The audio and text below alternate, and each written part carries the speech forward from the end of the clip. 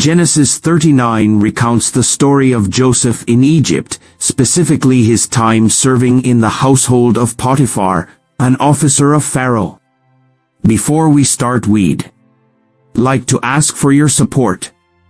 If you enjoy our video, please hit the like button. This will help us reach more people and create content for you. Now let's get started with today's video. Genesis 39, Joseph's faithfulness in Potiphar's house and his imprisonment. Genesis chapter 39 presents a pivotal moment in the life of Joseph, one of the sons of Jacob, also called Israel. This chapter is part of the broader story of Joseph, who is sold into slavery by his jealous brothers but eventually rises to power in Egypt. Chapter 39 focuses on Joseph's time in Egypt as a slave in the house of Potiphar, an officer of Pharaoh, and how, through both his integrity and God's continual blessing, he thrives even amidst significant trials.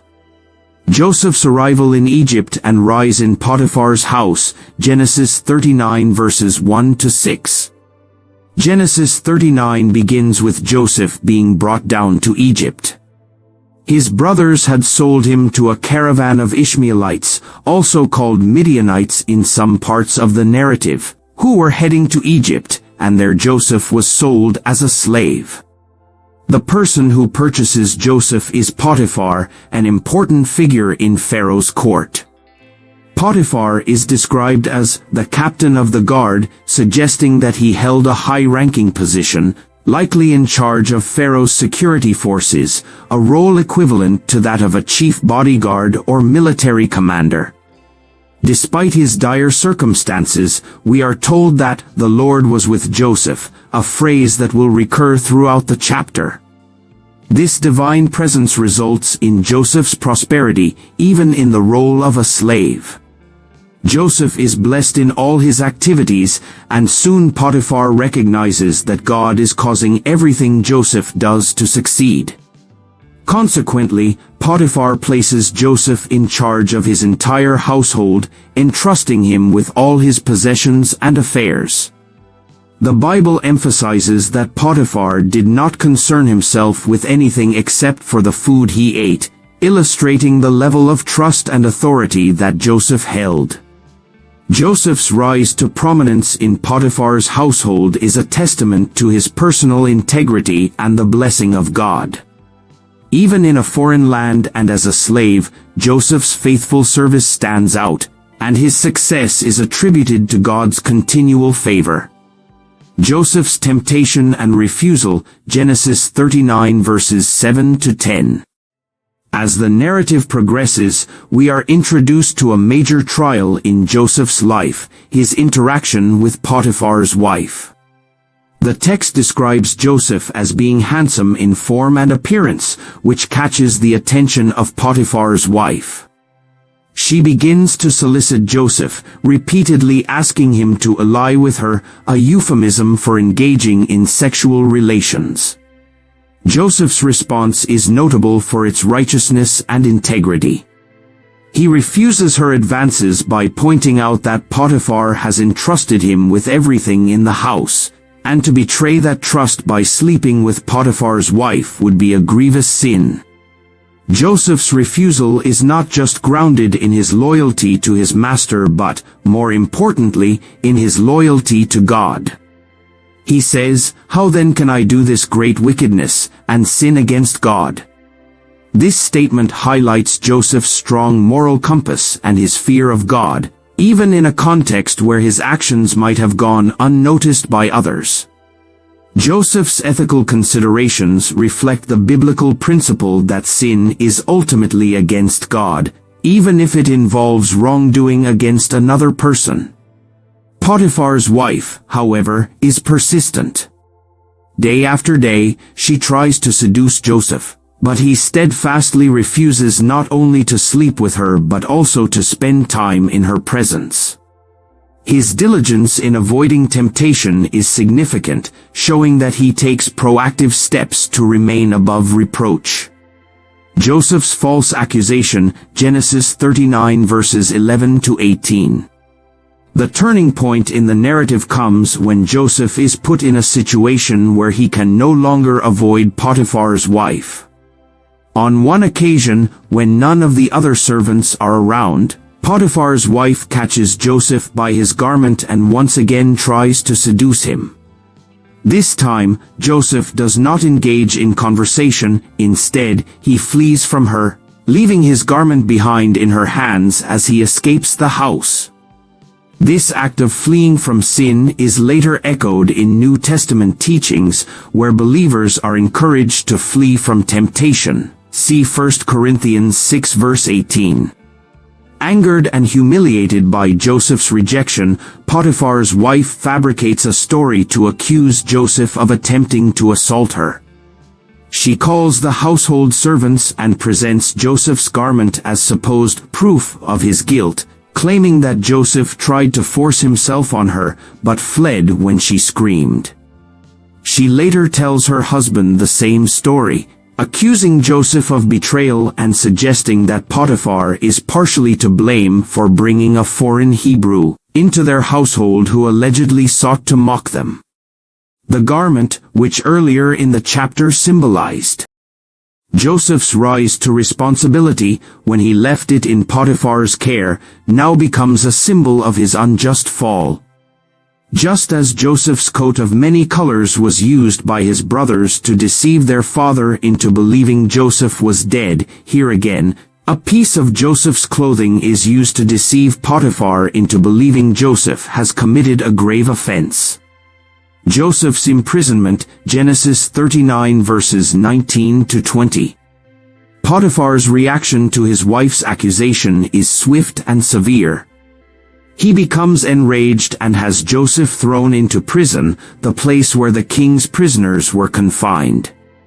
Although the text does not record any defense on Joseph's part, nor does it indicate whether Potiphar conducted any investigation into the matter, it is clear that Joseph's fate is sealed based on the false accusation. Interestingly, the severity of Joseph's punishment may suggest that Potiphar had some doubts about his wife's story. In the ancient world, a slave accused of attempting to rape his master's wife would typically be executed, yet Joseph is merely imprisoned. Some commentators suggest that Potiphar may have had some understanding of Joseph's character and possibly harbored suspicions about his wife's honesty. However, as a man of status and honor, Potiphar could not openly challenge his wife's accusation without bringing disgrace upon his household. Thus, Joseph finds himself in prison, a new low point in his life. Yet, as with earlier trials, the text is quick to affirm that the Lord was with Joseph. Even in prison, Joseph's story does not end in despair, because God continues to bless him. Joseph's success in prison, Genesis 39 verses 21 to 23. The final section of Genesis 39 mirrors the earlier part of the chapter. Just as Joseph found favor in Potiphar's house, he now finds favor in the eyes of the prison warden. Again, the text attributes this favor to God's presence with Joseph. The warden puts Joseph in charge of all the other prisoners, and Joseph is given responsibility for everything that happens in the prison. The warden trusts Joseph completely, much like Potiphar had before, because God blesses everything Joseph does. This reversal of fortune highlights one of the central themes of Joseph's story, God's providence and faithfulness. Despite the unjust accusations and harsh circumstances Joseph faces, God remains with him, guiding him through each trial and blessing him with success, even in the most unlikely of places. Joseph's ability to rise to positions of trust and responsibility, whether in Potiphar's household or in prison, is consistently attributed to God's presence in his life. Theological and moral lessons from Genesis 39. God's presence in adversity. One of the most striking features of Genesis 39 is the repeated affirmation that God was with Joseph. Whether in slavery or in prison, Joseph is not abandoned by God. This theme offers a powerful reminder that God's presence is not limited by external circumstances. Even in the darkest moments, God can bring about blessing and success. Integrity and faithfulness. Joseph's refusal to sin with Potiphar's wife, despite the temptation and potential consequences, demonstrates his unwavering commitment to righteousness. His moral integrity is central to the story, and it serves as an example for readers to remain faithful to God's commandments, even in difficult situations. The cost of righteousness. Joseph's story also illustrates that doing the right thing does not always lead to immediate reward. In fact, Joseph's refusal of Potiphar's wife results in his imprisonment. Yet, his story shows that even when righteousness leads to suffering, God is still at work and will ultimately bring about justice. Fleeing from temptation. Joseph's literal flight from temptation when Potiphar's wife tries to seduce him is an important lesson in resisting sin. Rather than negotiating with temptation or trying to manage it, Joseph removes himself from the situation entirely. This proactive approach to avoiding sin is commended throughout Scripture. God's sovereignty and providence. Although Joseph's life seems to take a series of tragic turns, with betrayal by his brothers and unjust imprisonment, God's hand is still guiding the events. This chapter sets the stage for Joseph's eventual rise to power in Egypt, illustrating the biblical truth that God can bring good out of even the most difficult and unjust situations. In conclusion, Genesis 39 is a chapter that highlights Joseph's steadfast faith in God, his moral uprightness, and God's unwavering presence in his life, even in the midst of suffering and injustice. Through Joseph's story, readers are encouraged to trust in God's providence, to resist temptation, and to remain faithful, knowing that God's purposes will ultimately prevail. Please subscribe my YouTube channel. I hope you like this video. Thank you.